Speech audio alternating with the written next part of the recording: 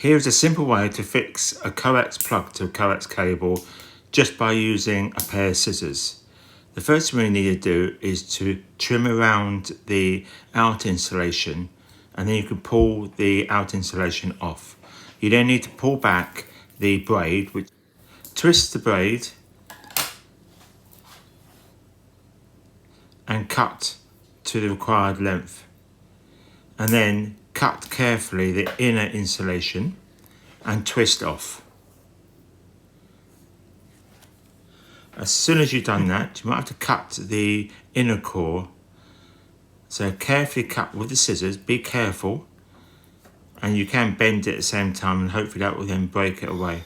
And then you need to put the cap on, the clamp, and then the main body of the coax plug.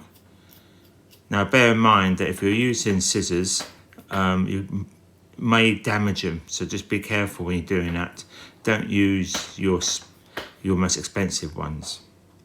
So that's it. Thank you for watching, and if you got value from this, then please like, share and subscribe.